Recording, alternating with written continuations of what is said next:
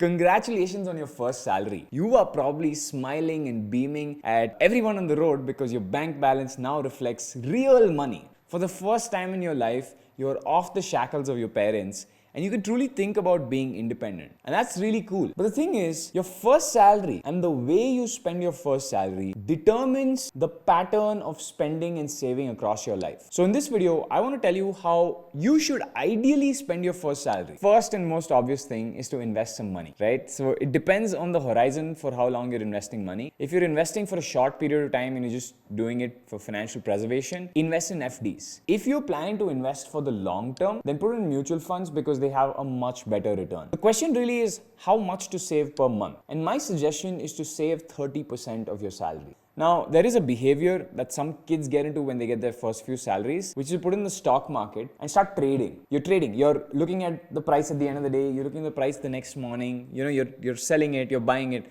Do not do that. That's a full-time job, right? And if you do it part-time, you might have some successes, but you also have big losses. At least in the first or second years of your career, the chance for you to go 10x in terms of salary in your job is much higher than you going 10x on the stock market and having extra corpus to keep putting in, right? You need that money from somewhere and you can't keep borrowing from your parents, especially after you got a salary. So better to focus on your job and get really good at it and make good money out of it at a good company. And then maybe once you've gotten bored and comfortable with your job, that's when you should experiment with things like trading if you want to do it. Now, this was obvious advice so far, right? But what I'm about to tell you now is something that I've learned over the years and not too many people on YouTube will tell you. The first thing I do is understand that time is money, right? Indians don't really understand this because we are more salaried employees. Whereas in the US, there are a lot of employees that are paid on the hour, by the hour, right? So you'd get paid $15 per hour. So you know if you can work 1 extra hour, you get paid $15 more. So you know that if you work 1 extra hour, you get to spend this much extra. And if you save 1 extra hour, you are actually saving $15. Whether you work 8 hours a day or whether you go to the office and work 14 hours, at the end of the month, your salary is the same. I want you to reverse that mindset. I want you to still think in terms of time is money because as you get to the higher levels of salary, you will stop being a knowledge worker, which is,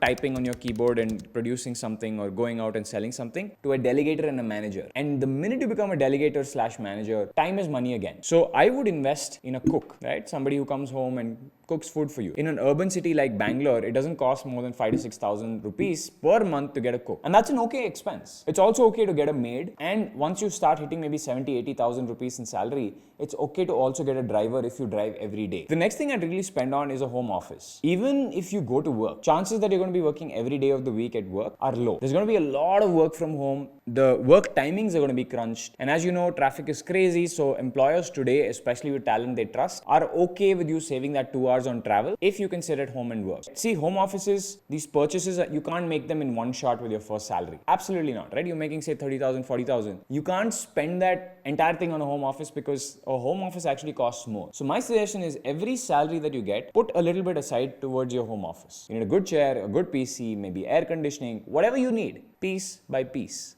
Save the money for it. The next suggestion I have, and this is like a personal suggestion having hired more than 250 people across my life, get a good personal laptop. See, I have employees that come to me and say, hey, will the office give us a laptop? And sometimes we do, sometimes we don't. Depends on what role the employee is in. But generally, with an office laptop, people get in the mindset that this is an office laptop and I can't sit and do research on this or read about things like cryptocurrency on this because it's an office laptop. So my suggestion is to get one personal laptop for yourself that you trust. And the reason I say laptop here over PC is you will probably be taking this to your office. Invest in good technology because the faster processing you have, the faster your computer, the faster your graphics card, the better your memory, you'll be able to do these tasks faster. Spending on a laptop is equivalent to spending on yourself. We are so close to machines now. We are almost cybernetic. Humans and machines. And you as a human are just starting out with your career and you're getting better, but your machine is letting you down. Don't do that. Have that symbiosis. Lastly, and this is something nobody will tell you, keep 10 to 20% just to enjoy yourself. Bro/sis, this is your